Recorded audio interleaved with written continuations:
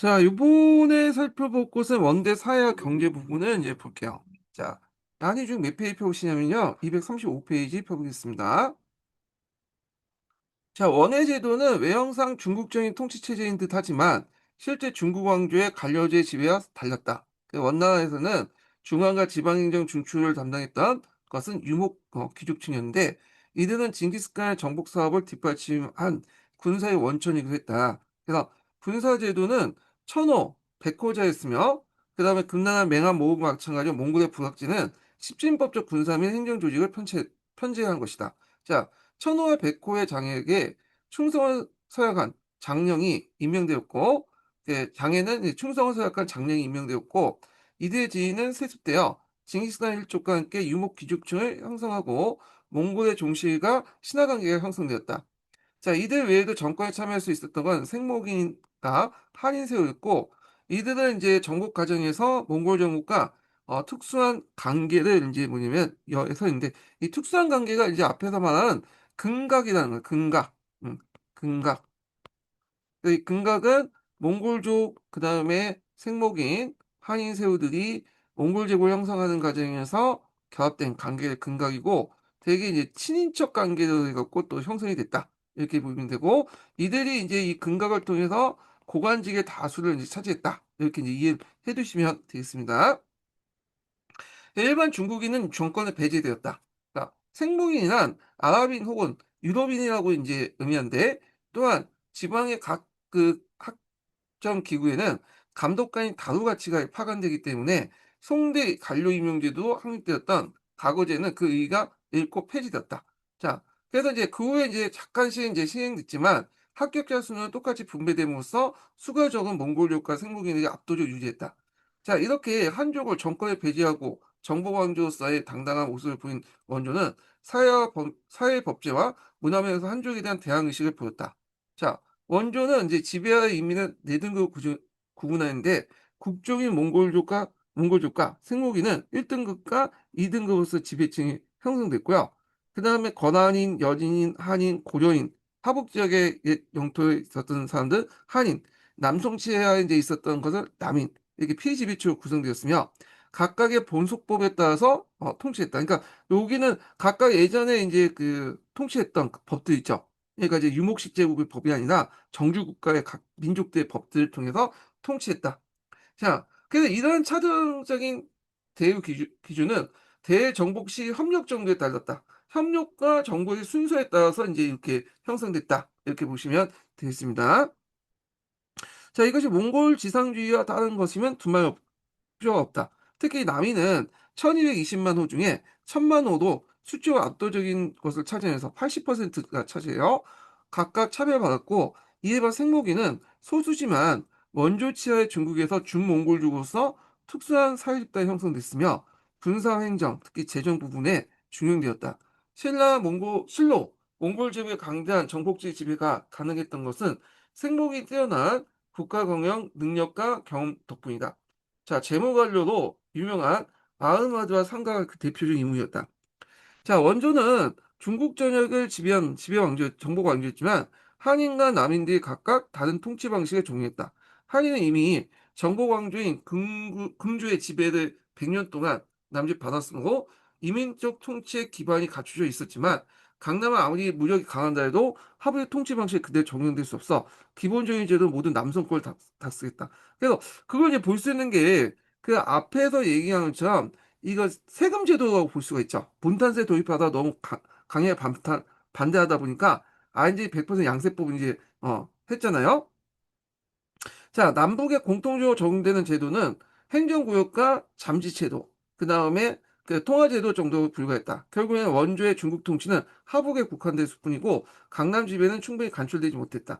야, 이런 것들이 이원적인 지배 특징 중에 하나가 뭐냐면 강남과 강북의 어떤 차이, 이런 것도 이제 세제에 반영됐고 그런 것도 여러 제도에 반영됐다고 이제 볼 수가 있죠.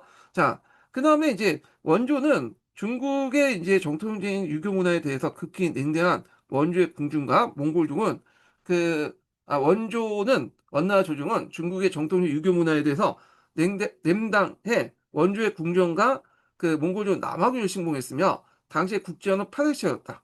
또 몽골어는 생목인에 의해 도입된 위구르 문자가 참조해 제정되었다. 요게 인제 있는데 이게 좀 약간 근데 이걸 파스파 문자와 연결시켜서 좀 얘기한 것 같아요. 예. 근데 이제 요거는 파스파 문자는 지금 몽골족 문자하고는 별로 관련이 없거든요. 예, 이거는 몽골용 문자인데 이게 이제 있지만 그 당시에 인제 있고 티베트 문자가 개정했다는데 이 몽골어에서 이제 몽골 문자는 지금 이게 이 몽골 문자를 얘기할 건데 나중에 16 세기 때 그러니까 이제 요거는 16 세기 때 얘기해, 16 세기 때. 뒤에 얘기야. 그래서 앞에서 얘기했처럼 소그드 문자, 위구르 문자, 몽골어 이렇게 만주족 이렇게 같은 계통이고 그 파스파 문자는 원나라 때 그냥 특이하게 만든 문자다. 티베트 문자 번역해서 이렇게 계통이 달라요. 예. 자, 이런 토치 형태는 요 금에 이어 가장 성공적인 정보 강조로서 원조의 모습을 잘 보여준 사례라고 할 수 있다. 그러나 이 쿠비라이 칸 이후 이제 원조는 시종 유목민의 어떤 특유의 군장 계승 방식을 비롯한 제2 계승에 둘러싼 내부 분쟁이 시달렸다고 했죠. 그래서 세자 제도는 했지만 세제 제도가 그렇게 잘 운영되지 못하고 결국에 예전 방식대로 이제 심의위에서 이제 왔다 갔다 하고 그래서 왕위 교체가 상당히 빈번했다.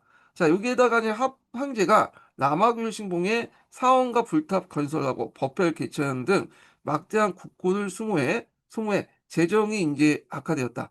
자, 이를 타개하고자 집회는 안 받았지만 오히려 물가구를 뭐냐면 초대했다. 게다가 관료의 독직과 가정주가 성행했고 남성 이후에는 강남의 대토지 소유가 온전돼 토지 소유의 불균이 여전했는데 자, 여기에서 이제 강남에 이제 이중적인 어떤 착취구조가 만들어지죠. 자, 일단은 첫 번째로는 어 민족적 차별 구조죠.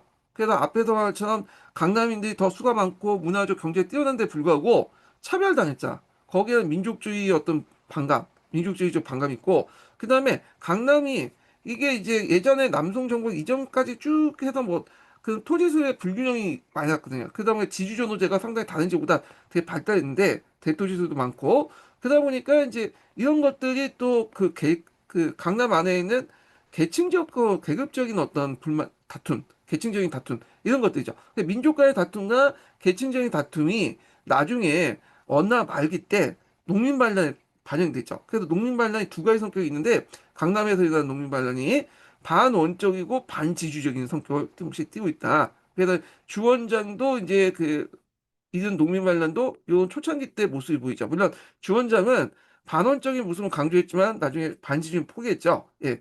자, 하여튼 뭐 이렇게 있고 이건 나중에 좀 다시 명나라 역사할 때 좀 얘기해 보겠습니다. 자, 몽골의 정통의 분봉제도 정책도 대토지 소유를 조장했다. 자, 이 모두가 원말의 대규모 농민 반란의 원이 되었고, 그래서 1350년 홍건군이라고, 홍건군, 뭐, 홍건적이라고 지는데 요즘에 군자를 붙이더라고요. 예.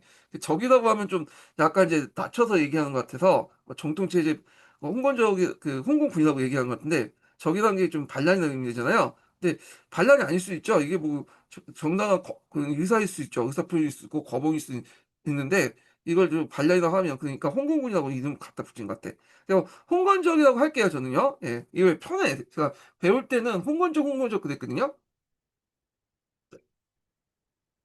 하여튼 이 홍건적의 난 같은 경우에는 나중에 다시 얘기해 보겠습니다.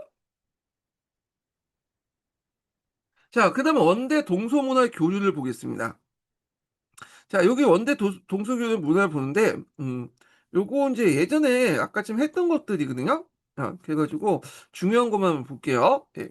역참제에 관련된 내용이 있고, 그 다음에 초원길, 비닷길, 바닷길 이렇게 해서 있고, 그래서 이제 있고 바닷길이 상당히 뭐냐면 활성화됐다. 요거 이제 보시면 돼요. 요거 예전에 기출문이 나왔고요. 그 다음에 강주, 천주의 시박사 관련된 내용이 있고, 그 다음 외국인 거주지인 번방이 만들었고요. 그래서 동계에서 말한 것처럼 이란 계통이 이제 뭐냐면 포수경 이런 것들이 이제 얘가 활동했다.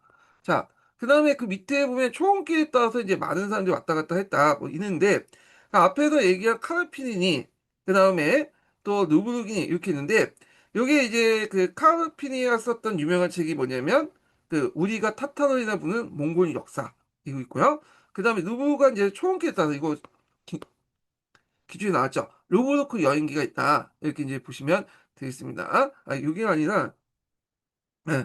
하여튼 그 누부크 나오네. 예, 누부크가 제가 착각했어요. 자, 그래서 요게 이제 누부크 여행기 그다음 카르피니가 인제 우리는 타타르인이 부르는 역사, 몽골의 역사인데 요거는 이제 그 번역을 누가 어떻게 하냐에 따라서 이제 번역을 다르게 할 수 있죠. 그러니까 그냥 외워 두시는 게 나을 거예요. 아마 그 서명 쓰라고 하면 그냥 기본서에 있는 거 쓰시면 돼요. 기본서에 그냥 공식적으로 이제 있는 내용들. 예.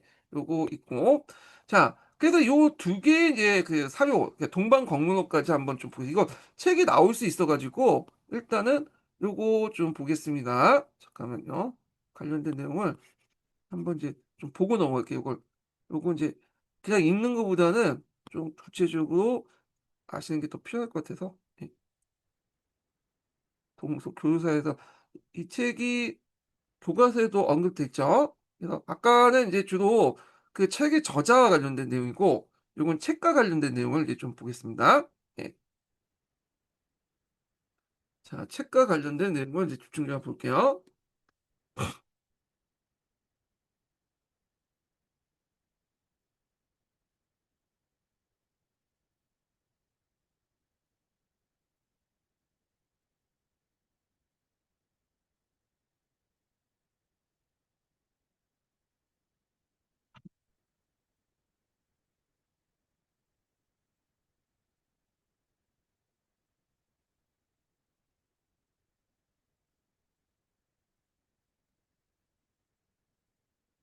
자, 하나하나 보겠습니다. 앞에 제가 인제 얘기했던 뭐 카르피니 뭐 거나 이제 누브르가 이거는 이제 그 책이 아니라 저자 그 쓴 사람을 중심으로 인제 얘기한 거고요. 요거는 이제 책을 중심으로 해서 이제 한번 들어보겠습니다. 요 책이 한번 시험 문제 나올 것 같은 느낌이 들어요. 예.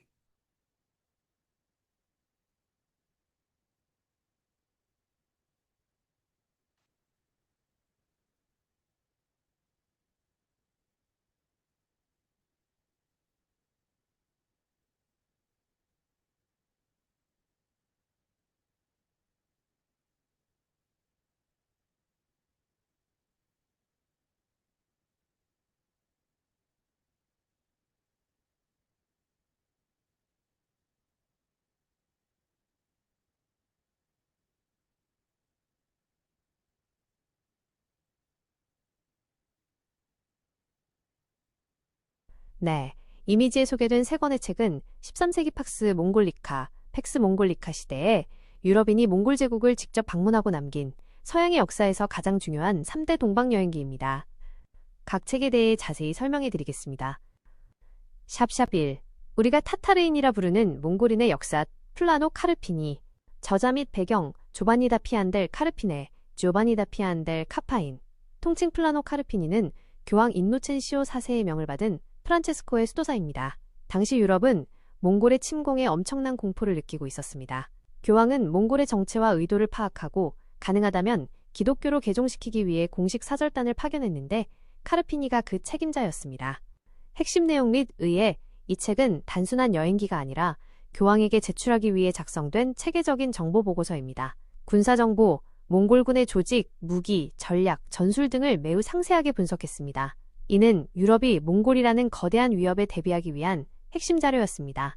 사회와 관습, 몽골인의 생활 방식, 법률, 종교 샤머니즘, 장례 풍습 등을 객관적으로 기록했습니다. 역사적 가치, 유럽인이 몽골 제국의 심장부를 직접 보고 남긴 최초의 상세하고 신뢰도 높은 기록입니다. 유럽의 몽골에 대한 막연한 공포와 신화를 걷어내고 실체적인 정보에 기반한 대응을 가능하게 했습니다.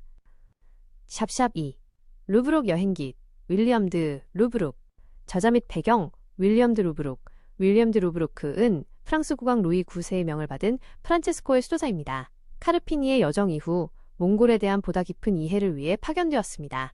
핵심 내용 및 의의 카르피니의 보고서보다 훨씬 더 생생하고 상세한 민족지적 기록이라는 평가를 받습니다. 수도 카라코룸 묘사. 당시 몽골 제국의 수도였던 카라코룸의 모습을 매우 구체적으로 묘사한 거의 유일한 기록입니다. 종교대 토론, 뭉케칸 앞에서 열린 기독교, 네스토리우스파, 이슬람교, 불교 대표 간의 종교 토론 장면을 생생하게 기록했습니다. 이는 몽골 제국의 종교적 관용 정책을 보여주는 매우 중요한 사료입니다. 세밀한 관찰, 지리, 기후, 사람들의 외모와 복장, 음식 등 일상생활의 세세한 부분까지 뛰어난 관찰력으로 담아내어 중세의 위대한 여행 문학으로 꼽힙니다. 샵샵 3. 동방견문록 마르코폴로. 저자 및 배경, 이탈리아 베네치아의 상인 가문 출신인 마르코폴로, 말코폴로가 자신의 경험을 바탕으로 감옥에서 만난 작가 러스티엘로 다 피사에게 구술하여 집필된 책입니다. 앞의 두 책과 달리 종교적, 외교적 목적이 아닌 상업적, 개인적 동기로 여행했습니다. 핵심 내용 및 의예. 원나라의 번영. 쿠빌라이 칸, 치하 원나라의 찬란한 문명과 부부를 중점적으로 소개합니다. 대도시의 모습, 석탄 사용, 지폐교초 유통, 효율적인 역참 제도 등 당시 유럽을 훨씬 능가하는 동방의 발전상에 초점을 맞췄습니다. 유럽에 끼친 영향. 이 책은 황금의 땅 지팡구, 일본 등 동방에 대한 유럽인들의 호기심과 환상을 폭발시켰습니다. 이후 콜럼버스를 비롯한 수많은 탐험가와 상인들에게 영감을 주며 대항해 시대를 여는 기폭제 역할을 했습니다. 역사적 가치. 앞의 두 책이 몽골 유목민의 삶을 주로 다뤘다면 앞동방견문록은 몽골이 중국을 어떻게 통치했는지, 그 제국의 번영이 어떠했는지를 보여주는 독보적인 자료입니다. 이 세 권의 책은 각각 외교관, 선교사, 상인이라는 다른 시각에서 13세기 몽골 제국이라는 거대한 세계를 기록했으며, 이들의 기록 덕분에 우리는 동서양이 활발하게 교류했던 역사의 한 단면을 생생하게 들여다볼 수 있습니다. 자, 그러면 이제 요 책에 대해서 좀 봤고요. 자, 그래서 그 관련된 내용들이 그 밑에 있거든요. 근데 이제 앞에 얘기하고 좀 많이 겹치니까 좀 넘어가고. 자, 여기 보면 이제 중국 측에 관련된 내용이 있어요. 이들보다 이제 먼저 징기스칸 원정에 따라서 여행기도 남게 됐고, 1219년에서 1222년 원정에 따라서 중앙아시아 같은 야율초제와 전진교 구척이들, 이 사람들도 여행기를 나누는데, 오늘날 그 여행 유튜브 했으면 상당히 인기가 많았을 텐데, 예. 그래서 그 당시에도 유튜브는 아니지만 그 여행기를 남긴 많은 사람도 있었다. 이렇게 보시면 되고요. 그 밑에 이제 몽골족의 종교에 대한 내용이 있죠. 상당히 간대하죠. 그래서 서방의 종교가 대거 중국에 유입되면서 존례의 종교와 함께 성행을 이뤘다. 그러니까 우리식으로 지금 생각하면 별건 아닌데, 당시 유럽의 중세시대 때 생각하면 비교가 돼요. 중세시대 때 기독교는 상당히 탄압을 하고 그랬잖아요. 근데 다 이제 간대하고 이제 제국 마인드로 이제 받아들인 거죠. 그 다음에 원조의 궁중했던 게 남아구교. 남아교는 이제 앞에 티베트 토속 종교가 대승불교가 있는데 밀교의 일파죠. 밀교 있고. 그러나 금조치하에 발전한 신도교가 여전히 세력을 터쳤고, 신도교에 대해서 앞에 얘기했을 거야. 그 중에 전진교. 전진교 그때 뭐 구척이 무역서수 좋아하신 분들은 되게 알려진데, 아마 요즘 분들은 무역소설 잘 안 읽죠? 예, 우리 때만 해도 상당히 많이 읽었거든요, 이거. 그때 맨날 나온 게 구척이나 뭐 그런 사람들이었어. 예. 자, 하여튼 전진교가 항시의 보호를 받으면서 비약적으로 발전했다. 예, 교도들은 이제 일반 서민과 친숙한 작극을 이제 포교의 수단으로 이용했으며, 여고 작극의 보고 발전에 기여했다. 그래서 앞에 이제 뭐 북극이니 남극이니 하면서 이렇게 있잖아요. 원극이라고 하는 그게 있다는 거. 자, 몽골족은 서방 원조고 유럽인은 동양에 대한 관심을 갖게 되고, 특히 잔인한 정복전을 겪은 후 개종을 한번 시켜서 얘들을 좀 순화시키고 보고자 신부를 파견했고요. 이와 별도 당대 네스티우스파 기독교가 전래된 바 있었는데, 이들 사이도 서로 알력이 생겨 포교의 기초를 확립하지 못했다. 이렇게 했고요. 자, 그 유목인 외에도 이제 생목인 관련된 내용 있죠. 이슬람교. 자, 이슬람교 원래 당나라 때 들어왔는데 널리게 확산된 것은 그 뭐냐면 원나라 때요. 그래서 그걸 이제 위구르족이 그 당시 이제 해족이라고 하죠. 원래 이 사람들이 이제 많이 믿었기 때문에 이슬람교를 해교, 그 다음에 사원을 해사 이렇게 이제 했고요. 그래서 이슬람교들은 중국 각지에 분포됐는데, 서아시아에서 중국으로 들어가는 관문인 감숙성, 성서성, 내몽골, 알리장성 주군에 있어요. 그래서 요게 이제 이쪽 지역이 뭐냐면 해족 자치지역하고 좀 거의 일치해요. 원래 위구르족인데 한족과 결합돼서 지금은 중국 사람 모습을 띠고 있다. 예. 그래서 이제 보시면 되겠고요.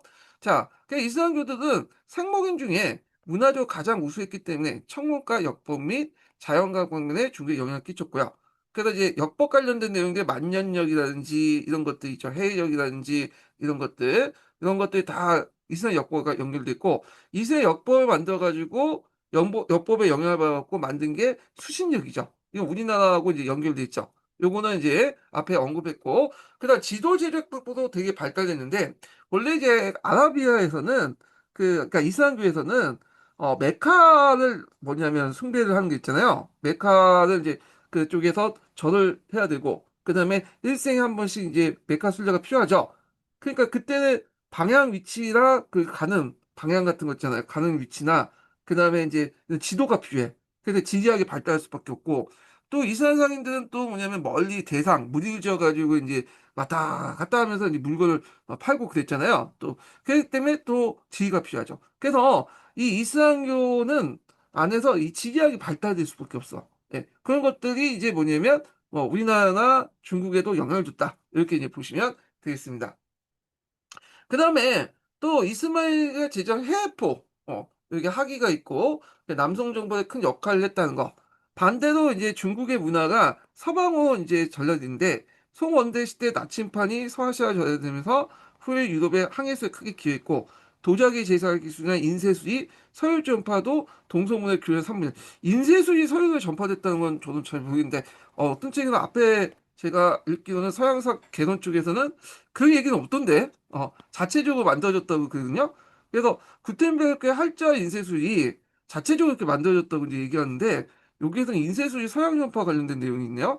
이게 뭐, 어디를 근거로 지금 얘기를 하고 있는지 좀 보겠습니다. 갑자기, 어, 뭔가 근거가 있으니까 얘기했겠죠? 예.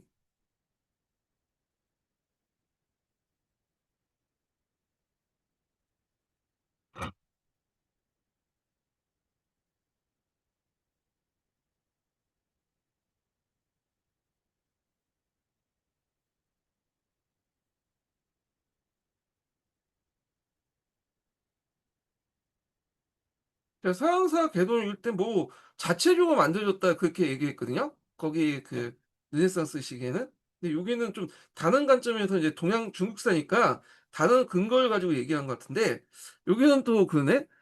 결정적인 또 영향을 줬다고 그러네요. 예.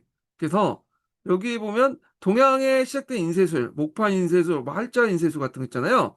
이런 것들이 이제 그 몽골 제국을 통해서 서열에 전파됐다. 이렇게 기술 하고 있어요. 그래서 여기 보면 이제 앞에서 언급했던 비단, 도자기와 함께 여러 방문품이 그 유럽에 영향을 줬고 유럽의 실크를 통해서 유럽인들 실크를 통해서 중개 지폐나 인쇄 등 카드, 템포, 인쇄 직물 접하는 판을 이용해서 대량을 찍혀낼 수 있다는 인쇄의 기본 원리, 컨셉을 이제 알게 되고 그래서 이제 이때 아이디어를 바탕으로 혁신적 인쇄 시스템이 만들어서 금속 활자를 만든. 근데 원래 금속 활자라는 거는 중국인들이 활자 인쇄술은 전파해도 금속 활자는 이제 뭐냐면 전파되지 않았잖아요. 그러니까 그걸 이제 보시면 될 건데 아마 서양사 개론에선 금속 활자를 기준으로 얘기한 것 같아. 활자를.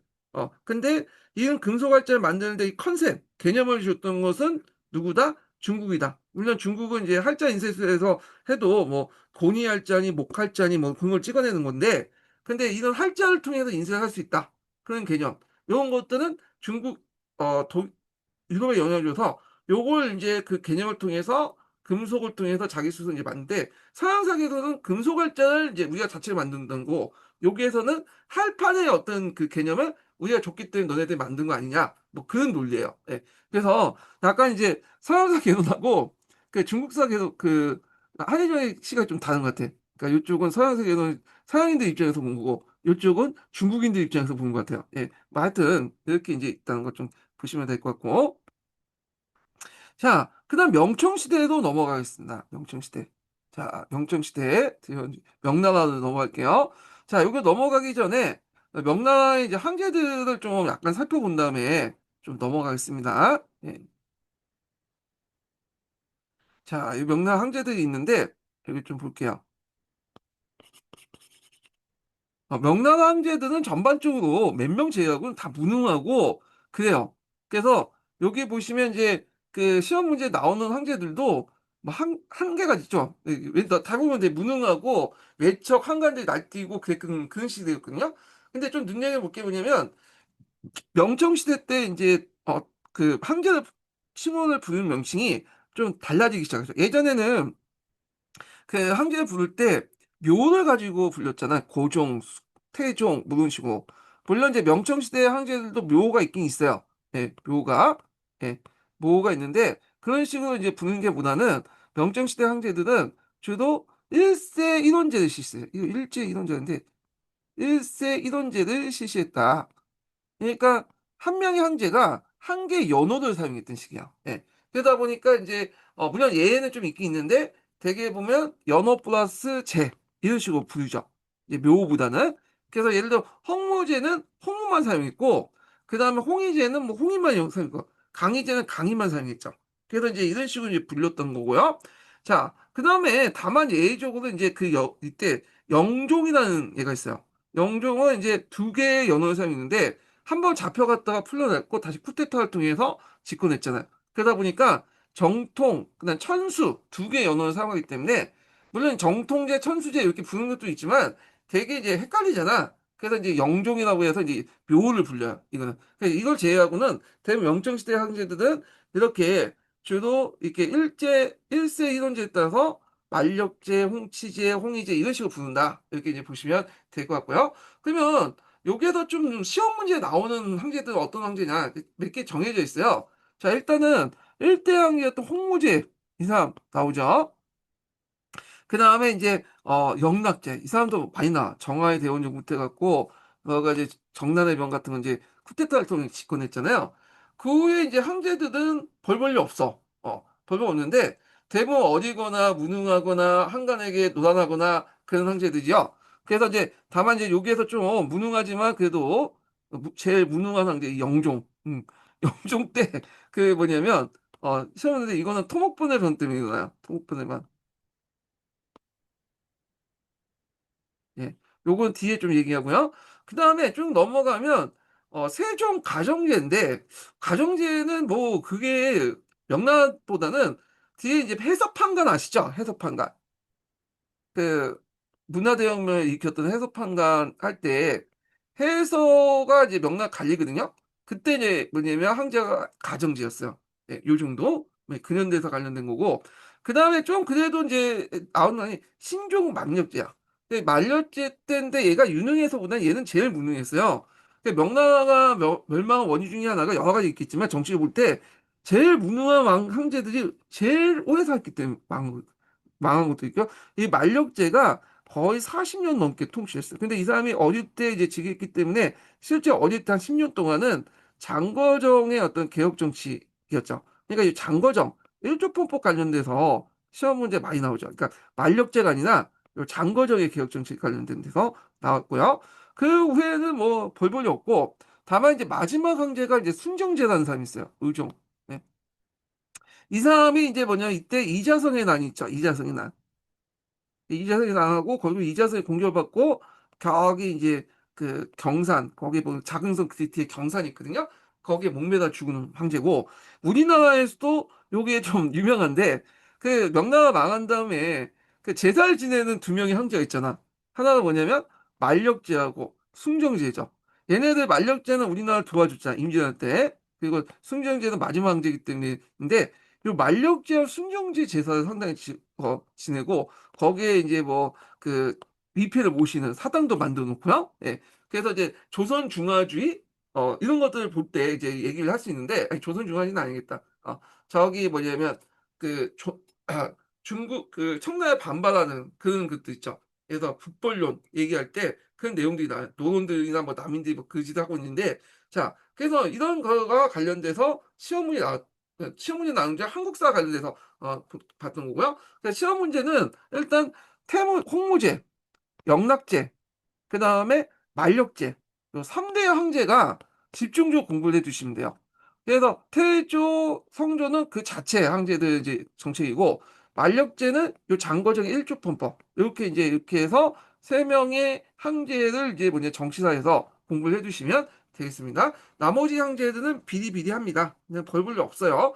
잠깐 그 홍치제 때 홍치 중흥이라 해갖고 홍치제가 약간 하지만 나머지 황제는 뭐 정치에도 관심 없고 맨날 여자와 한강과 그게 둘러싸이고 노닥거렸던 황제다 이렇게 보시면 되겠습니다. 예. 자, 그러면 이제 동계 내용을 보겠습니다. 동계 명나라. 자, 건국과 통치 체제 관련된 내용 볼게요. 자, 요거 하기 전에 마지막 인증문 알려드릴게요. 마지막 인증문은 89번입니다. 네, 마지막 인증문 89번이에요. 자, 명예 건국과 통치 체제 볼게요. 자, 일단 명나라는 두 가지 특징이 있죠. 일단 명나라 건국의 특징이 두 가지가 있는데 첫 번째로는 강남에서 세워진 왕조인데 이걸 강북으로 이제 뭐냐면 확대시켜서 통일했다. 그러니까 강남 기반의 왕조가 처음으로 천안을 통일했다.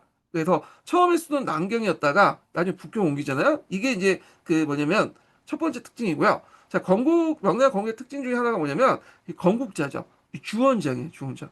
그래서 농민 출신이죠.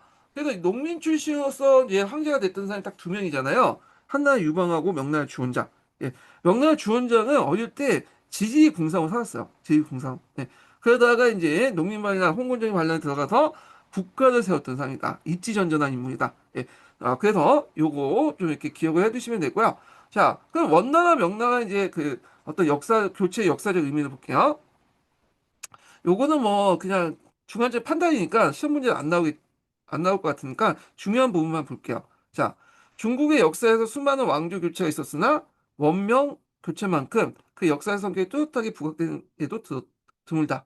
먼저 이민족 왕조를 타도하고 한족 왕조를 회복시키는 면에서 종래에 무수한 이제 반복되는 왕조 교체와 또 성격이 다르죠. 예. 그리고 이제 여기 밑에 좀 보면 원조 치하에서 중국 역사상 처음으로 전 국토가 북방민족에 의해서 지배됐고 중국 문화의 정통을 볼 때 원조치의 한문화가 상당히 번지되고 가면서 위기를 맞게 돼요. 그래서 이게 나중에 뭐와 연결되냐면 복구주의와 연결돼. 복구주의. 그러니까 당송 시대 때 문화도 다시 한족 문화도 돌아가자. 이게 이제 그 홍무제가 했던 정책들 그 내용에 반영됐거든요. 우리나라 뭐 35년 동안 지배를 받았잖아요. 그래서 일제 지배받고 나서 나중에 강복 후에 이제 뭐 외생 문화를 척결하려니 하면서 일본의 문화나 이런 걸 척결하는 그런 흐름도 있었거든요. 그 지금 세대 분들은 잘 모르겠지만 우리까지만 해도 제가 국민학교 다닐 때 외생 문화, 일본식 문화 척결해가지고 막 그게 이제 화제가 되고 있고 지금도 교과서에도 그런 내용이 나왔다고요. 일본식 문화 척결하자, 제국주의 문화. 그래서 학교에 그런 문화들이 많잖아요. 뭐 조회를 하거나 지금 조회 안 하죠. 예. 근데 예전에 조회를 했어요. 애들 불러놓고 하고 반장이나 부반장이라는 명칭도 제가 그 강독 한 번 읽다가 깜짝 놀란 게 반장, 부반장도 일본식 표현이라고 하더라고요. 그래서 요즘에는 반장, 부반장 하지 않고 회장, 부회장 이렇게 이제 하고 있다는데 하여튼 우리나라 그런데 얘네들 거의 150년 동안 통치를 받았으니까 상당히 몽골족의 문화를 척결하자는 이런 복고주의 성격이 되게 강했다. 이렇게 이제 보시면 될 것 같고요. 자, 한편 몽골족으로서는 동서세계에 거친 대제국을 건설하고 전 중국을 완전하게 정복하면서도 한족을 지배할 수 있는 고유한 행정기술을 갖지 못하고 그의 중국 문화에 대처하는 문화적 정력을 지니지 못한 채 오직 군사력에 의해서 무력 통치했다. 결국 원조도 군사 역학과 함께 90년에 중국 지배를 끝나고 북으로는 이제 그러니까 90년이라고 하지만 전반적으로 이제 그 원조를 기준하는 거고 실제로 이제 그 징기스칸이 이제 금나라까지 정복하고 막 요 과정까지 합치면 한 130년, 140년 정도 돼요. 자, 하여튼 중국 지배 끝나고 그 당시 북으로 쫓겨나 뭐 유목민 집도 전락했는데 이게 이제 동아시아 물론 세계사에 볼 때 중요한 역사적 의미가 있고요. 원주의 통치 방식과 한가 비교해 본 게 이제 청나라 때 이제 통치 방식하고 비교해 볼 수 있잖아요. 예, 요거와 이제 이건 청나라 관련된 내용 하고요. 근데 원나라는 뭐 다행인지 불행인지 몰라도 이게 쫓겨났기 때문에 얘네들 민족적 정체성이 계속 유지될 수 있었어요. 통치기구도 짧고 그 다음에 이제 얘들이 아까 문화적인 어떤 분별력이 생겼다 그랬죠. 정복하는 과정. 그래서 이제 쫓겨났기 때문에 그 차별했기 때문에 뭐냐면 나중에 쫓겨나더라도 몽골족의 정체성이 지금도 있는데 만주족은 훌륭하게 통치했지만 그들이 스스로 뭐냐면 피지배층의 문화를 적극적으로 받아들이고 했기 때문에 그런 식으로 통치를 했잖아. 그게 역설적으로 뭐냐면 몽골족 그 뭐야 한족들만 조은시키고 땅만 넓혀주고 자기 스스로는 정체성 없게 돼서 경우에 지금 만주족이라는 전체가 정체성 없잖아요. 예. 그런 걸 지금 역설적이라고 볼 수 있는데 자 그래서 이제 또 보고 종래 역대 왕조에서 반복적으로 일어났던 민중 반란이 한 번도 국가 창원의 목표를 이루지 못했는데 그래서 이제 한고조와 명태조는 유일하게 가난한 농민 출신한 공통점을 함께 왕조 건국에 성공했다는 점 영조 건국의 특징을 알 수 있다. 자, 이때 원명 교체기 때 우리나라와 일본도 정권 교체기였죠. 그래서 고려에서 이제 조선으로 넘어가는 그리고 일본도 이제 남북조 아니 일본도 무르마치 막부가 이제 있는데 요거는 이제 남조 북조 해갖고 막 싸웠어요. 무르마치 초창기 때. 그렇기 때문에 이때 외구의 노략질이 되게 심했어요. 예. 그래서 요거 좀 기억을 해 두시면 되고 요게 이제 보통 정기외구라고 하죠. 정기외구. 예. 정기외구. 그러니까 이 정기외구 시기 때는 그 당시에 이제 그 뭐냐면 한국뿐만 아니라 중국 다 이제 뭐 휩쓰고 다녔잖아요. 예. 요거는 외구와 관련된 내용은 나중에 좀 뒤에 부분에 얘기를 하고요. 자, 홍건군의 봉기. 자, 홍건적이도 할게요, 그냥. 자, 홍건적의 봉기의 배경 관련된 내용이 여기에 있거든요. 앞에서 얘기한 것처럼 이게 원나라 말기 때 이제 상황하고 연결돼요, 원나라하고. 일단 민족 간의 대립, 남인차별 정책 등이 이제 볼 수가 있고, 그러니까 이런 민족 간의 대립이 있고, 그 다음에 또 하나는 이제 수나라 때부터 이제 원나라 때까지 이런 그 강남 지역에 이런 토지 양극화, 대토지 확산, 지주주 노제 갈등, 이런 계층 간의 어떤 그 갈등이 있었어요. 그러다 보니까 요게 이제 홍건적의 농민만들 두 가지 성격이 있는데 하나가 이제 뭐냐면 요는 반원적인 성격이 있고요. 민족과의 대립에서 나온 거죠. 그다음에 반지주적인 계층 간의 대립에서 나왔다. 두 가지의 성격이 동시에 존재하고 있다. 이렇게 이제 보시면 되겠습니다. 그래서 홍건족들은 이런 반원적인 반지주 운동을 펼쳤는데 이게 주원장도 이제 가난한 농민 출신이다 보니까 어떻게 되겠어요? 네, 당연히 지주에 대해 싫겠죠. 근데 일단 자기가 이제 전국을 통일하려면 지주들의 어떤 힘이 필요한 거야. 그래서 처음에는 반원 반지주 성격을 갖고 있다가 이들이 이제 그 홍건적들 그 주원장 세력이 커지면서 이 지주들의 어떤 힘이 필요하니까 반지주를 잠시 포기해 버렸죠. 그리고 그래서 그들의 어떤 힘을 받아서 지원을 받았고 결국에는 명나라를 건국한 성공했는데 원래 이 사람들이 그 이제 그 주원장 자체가 반지주에 대한 어떤 그 반감들이 많기 때문에 잠시 이제 붙여준 거죠. 자기가 피해에 따라서. 근데 제가 확인이 되다 보니까 이제 이 지주들 예전에 자기를 착취했던 지주에 대한 어떤 반발이 너무 마음속에 있잖아요. 그러다 보니까 대규모 이제 여러 번의 숙청 작업을 거쳐서 이때 강남 지주들 완전히 이제 상당히 많이 죽여버리죠. 그리고 그들 땅들을 뺏어가지고 이제 가난한 농민들에게 나눠주고 약간 우리 식으로 따지면 자빨 정책을 피게 되는데 그런 그 성향이 있어요, 얘가. 예. 자, 한번 계속 읽어보겠습니다. 자, 홍건적은 원말에 원제국의 폭정과 수탈 정책에 시달려왔던 한민족이 원제국의 타도에 깃발 들고 일어난 농민운동이었다. 그래서 머리에 붉은 수건을 섰기 때문에 홍건적인데 붉은 색깔은 중국인들이 상당히 길조로 생각하는 그거야. 예. 아마 이제 이거는 음양 오행서보다는 중국인들이 좋아하는 색깔이기 때문에 이렇게 쓴 것 같아. 예. 자, 그래서 이제 이 원조 치하에 이제 그 혹독한 이제 민족적 차별과 가염주의의 대상이 되었던 것은 옛날 남소의 통치하에 있었던 간난 지방의 남인이었다. 자, 유목민의 몽골인은 농업의 중요성을 이해하지 못하고 마음대로 토지를 빼앗기도 하고 가혹한 세역을 부과하기도 했다.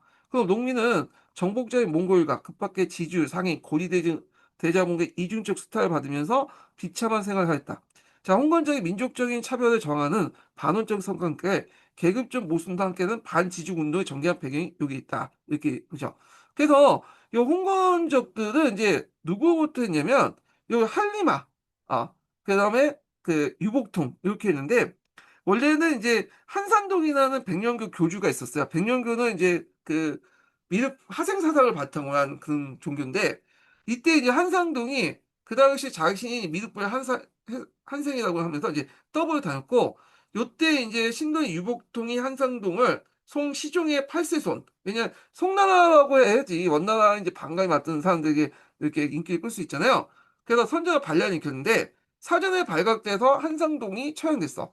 그의 아들 한리마를 이제 이 당시 유복통이 이제 세워가지고, 자칭 송이라고 이제 세우면서 그 막대한 이제 그 막강한 국력을 세웠는데, 자, 그래서 이제 이 백년교도, 미륵불 화생을 바탕한 백년교도가 이제 만들어지게 된 거죠, 처음에. 근데 이 백년교도가 하나의 어떤 이제 그런 줄기에서 한 게 아니라 그 외에도 얘네들 외에도 그 밑에 장가지들이 많아요. 예, 장가지들. 그래갖고 이제 뭐 강남 지역에서도 일어났고 강북 지역에서도 일어났고 특히 강북 지역 같은 경우에 요동을 거쳐서 홍건조의 무리 중에 한일파가 들어왔잖아요. 그래서 우리나라에 이제 두 번이나 쳐들어왔고, 심지어는 이제 국민당이 피난까지 갔잖아. 예, 그러니까 여러 장까지들 많다. 이렇게 보시면 되고, 이런 장까지 중에 하나가 뭐냐면, 각장이라는 사람이 있어요. 각장. 그래서 주원장이 처음에 들어갔던 부대가 이 각장 부대예요. 예. 근데 이 각장 부대에 이제 그 설계인데, 왜냐면 주원장 초창기 때 기록은 지금 거의 없고, 이제 그렇다라는 식으로 이제 기록은 없고, 구전되어 온 걸 나중에 그냥 기록을 남긴 건데, 그 당시에는 이제 주원장의 성장 과정에서 이제 좀 여가 있는데, 주원장이 각자원 부대에 들어가서 결별했다는 설도 있고, 아니면 각자원 부대, 이게 한의중에 있는 건데, 각자원에 이제 딸이 있었나 봐요, 딸이. 근데 딸이 너무 못생겼나 봐. 이 추녀였는데, 누구나 결혼하지 않으려고 했는데, 이 주원장이 각자의 딸과 결혼을 해가지고, 결국에는 이제 뭐냐면, 각자부터 이제 신임받고 사이니까, 각장이 죽은 후에 주원장이 각장을 세워 그대를 인수해서 이걸 기반으로 해갖고 새우 커서 결국엔 새우 키워가지고 명나라를 세웠다, 그런 설도 있고. 근데 두 가지 설이 있어요. 예. 그래서 이거 처음에 기록이 명확하지 않기 때문에 그런 건데, 자, 하여튼 뭐 그건 그렇고, 자, 일단은 내용을 보겠습니다. 자, 이게 이제 주원장 관련된 명나 왕조의 건국 과정이 나오죠.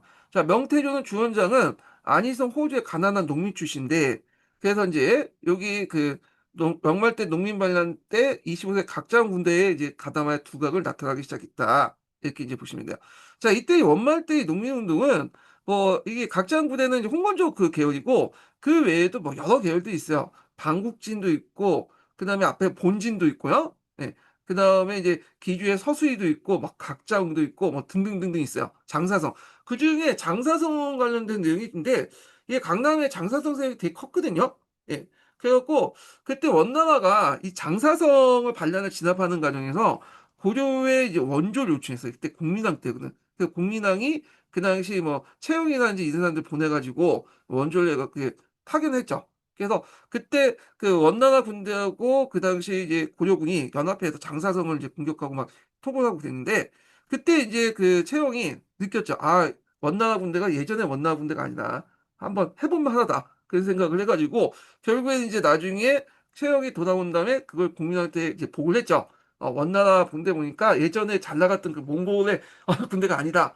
우리 한번 해볼만 하다. 그리고 그 당시에 이제 뭐 강남의 어떤 사정이나 이런 것도 다 알려주니까 그때부터 이제 반원적인 어떤 정책을 폈다라고 하는 설이 있어요. 네, 하여튼 이렇게 있는데, 자, 그러면 계속 읽어보겠습니다. 자, 주원장은 처음 홍건군에 이제 홍건제 각장 군대에 소속되어 있기 때문에 원제국과 지주계층을 상대로 전투했어요. 따라서 반원 반지의 성격을 갖게 되었다. 근데 일단 각장 군대 결별된 후, 결별되거나 아니면 그 군대를 인수했다는 것도 있는데, 하여튼 있어요. 한의종하고 좀 이게 내용이 다른데, 자, 이렇게 볼게요. 이제부터 후반기에 독재를 세워 발전하면서 지주 세력들이 필요하니까 반지주적 입장을 이제 포기했어요. 예. 그래서 있고, 나중에 또 자기가 집권하되 네 번의 숙청 과정에서 지주, 강남 지주를 다 숙청해 버렸죠. 잠시 이제 필요에 따라 잠깐 자기 필요에 따라 이제 잠깐 자기의 반지주 성격을 숨기고 그렇게 했는 것 같아. 자, 그리고 이제 백령교도와 결별하고 드디어 지주세호 옹호하는 방향 조치를 하게 돼요. 강남 지주세호 지지 없었다. 그래서 그 당시에 이렇게 있고요. 이런 것들이 주원장의 군단이 명을 건국할 수 있는 사회경제적 어떤 배경이 되었다, 이렇게 이제 보시면 되겠습니다. 주원장은 생애가 좀 그렇죠. 이 사람 어릴 때 이제 그 부모님을 잃었죠. 그래서 부모님이 죽고 나서 부모님을 이제 그 매장할 때 간이 필요할 거 아니에요. 그 간이 없다 보니까 이걸 이제 지주한테 가서 이제 돈을 꿔가지고 이제 했고, 그 다음에 이제 어릴 때는 이제 먹고 살아야 되니까 그 사찰에 들어갔잖아요. 사찰에 가서 중이 됐죠. 그래서 주원장이 나중에 문자옥을 읽힐 때 제일 신하는 그 글자 강자죠. 강자. 이건 자기가 예전에 승려 중이 됐던 걸 이제 연상시킬 수 있잖아요. 그리고 도덕적자. 자기가 예전에 홍건적에서 일을 했던 걸 또 연상시킬 수 있으니까. 자, 그래서 이제 이거 쓰면 이제 주원장이 신뢰해갖고 이제 다 죽여버리고, 그런데 하여튼 뭐 그렇게 어렵게 뭐 살았던 인물이다, 이렇게 이제 보시면 되겠습니다. 예. 자, 그래서 명조를 건국한 주원장의 공식 집단 두 가지 분류가 있는데, 하나는 육이나 송영을 대표한 강남 지주 집단이고요. 그리고 또 하나는 처음부터 주원장 같이 생사를 했던 서단이나 이상전 같은 24명의 그런 어, 동양 출신 무인 집단이다, 이렇게 이제 보시면 되겠습니다. 자, 이들 다 같이 지주 성격을 갖고 있어요. 예. 그렇기 때문에 주원장 공식 집단 그 지주의 다수를 차지했는데, 앞에서 이 주원장이 대규모 숙청할 때 이런 지은 걸 다 처단시키고 이들이 가지고 있는 땅들을 그 뭐냐면 농민들에게 나눠줬죠. 그리고 이들을 나중에 이제 그 다 숙청시키고 또 숙청 안 된 사람들 있잖아. 얘네들은 자기 땅인 봉양인가? 거기 이제 고향에 강제로 이제 이주시켰어. 예. 그래갖고 하여튼 이제 다 숙청된 집단들이다, 이렇게 보시면 돼요. 나중에.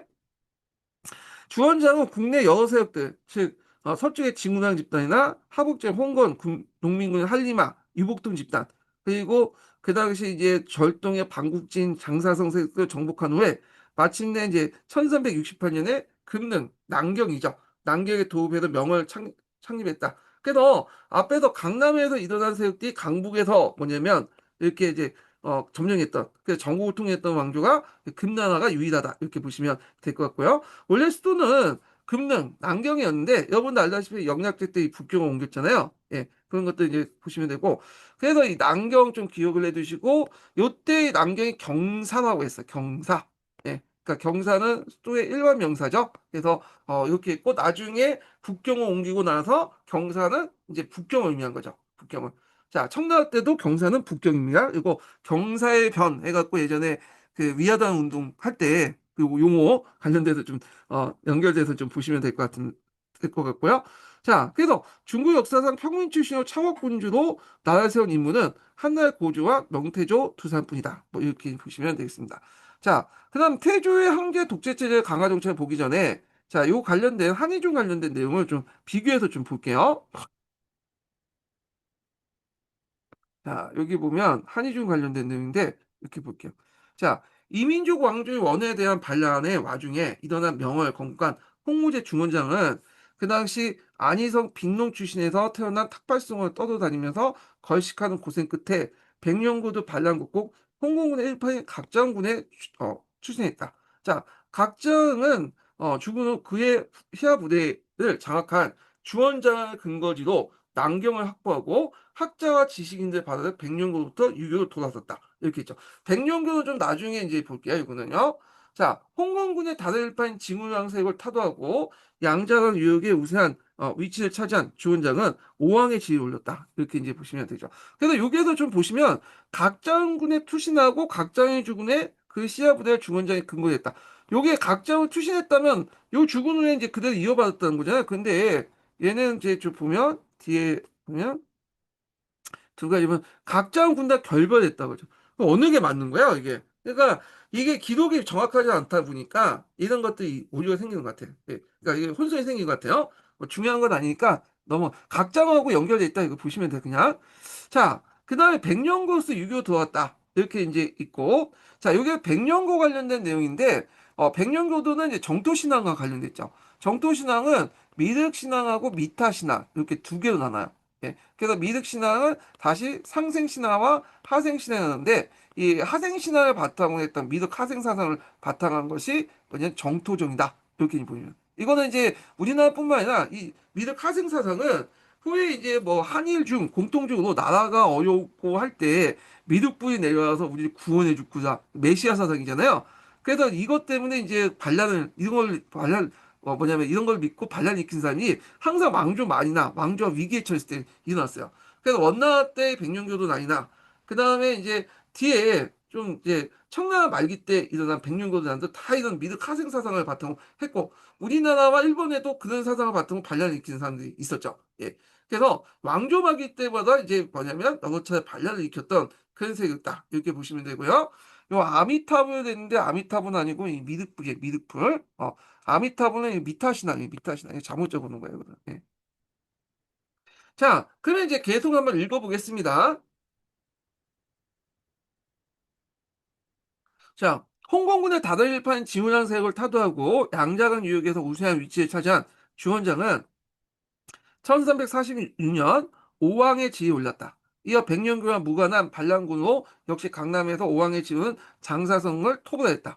또한 백령교의 지도자의 인물 한사돈의 아들 아들로서 한사동의 사후 소명을 추구했던 한림한 사대왕으로서 백령고의 관계를 단절했다. 이렇게 이제 보시면 되죠. 근데 요 무역에 이제 어떤 특징이냐면 반지주에서 친지주 쪽으로 이제 옮기게 되는 거죠. 예. 그래서 이렇게 있고, 자, 그래서 이들 그러나 명조 건국의 기틀을 다진 데는 강남의 지식인, 지주 집단의 지원이 큰 도움이 됐다.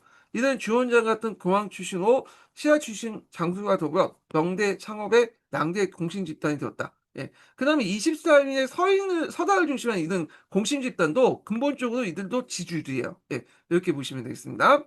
그래서 이제 명나라 통일한 그 과정 전에 있는 내용을 봤고요. 그러면 이제 요 사안 관련된 내용을 이제 좀 다시 하겠습니다. 통일 과정을 여기까지만 읽어볼게요. 예.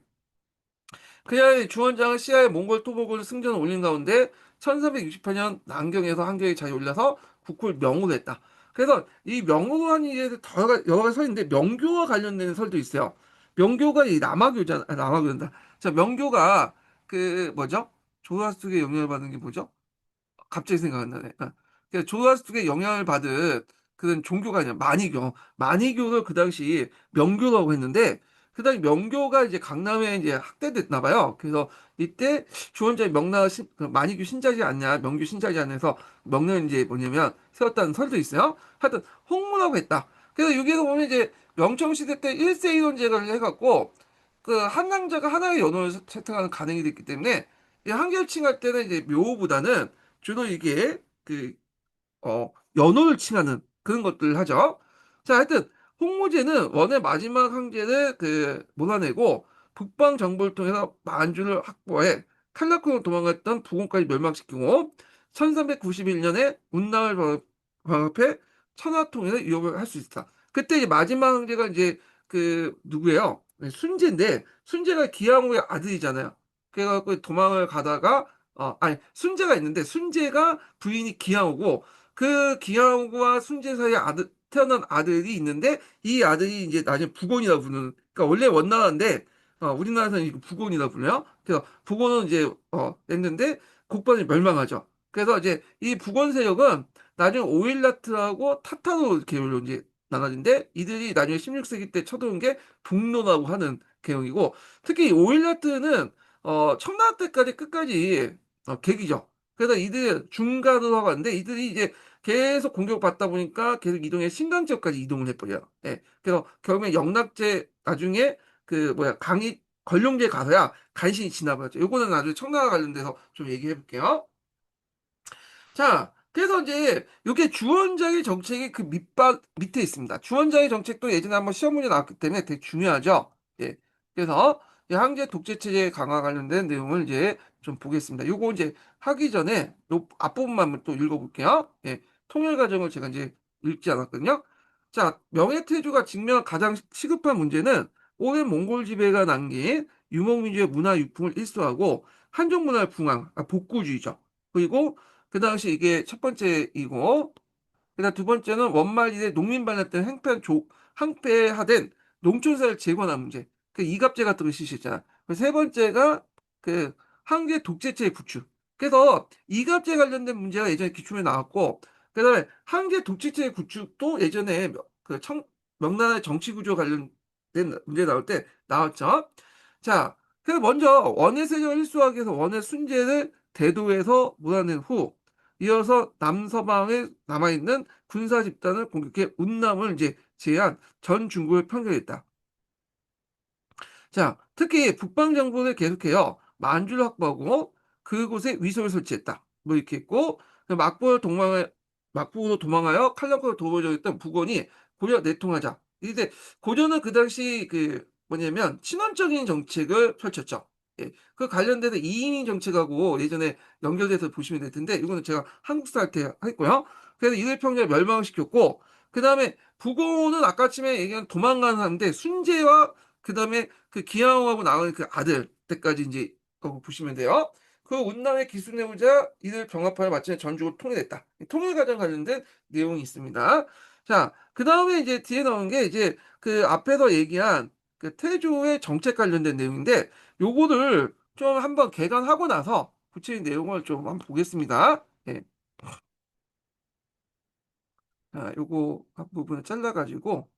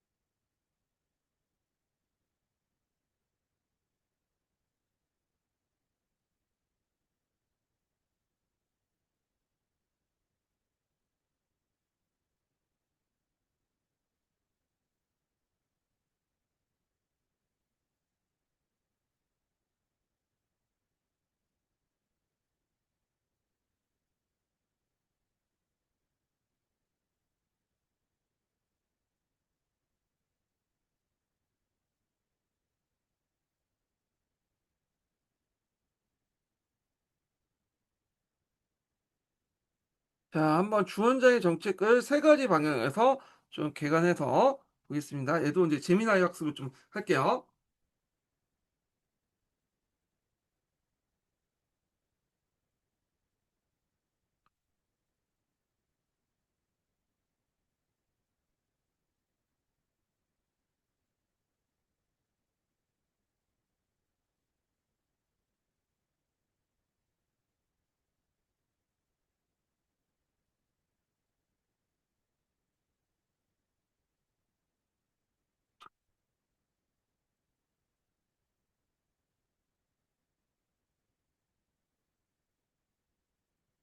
네, 제시하신 내용은 명나라를 건국한 태조 홍무제, 주원장, 이 황제가 된 직후 해결해야 했던 세 가지 핵심 과제를 요약한 것입니다.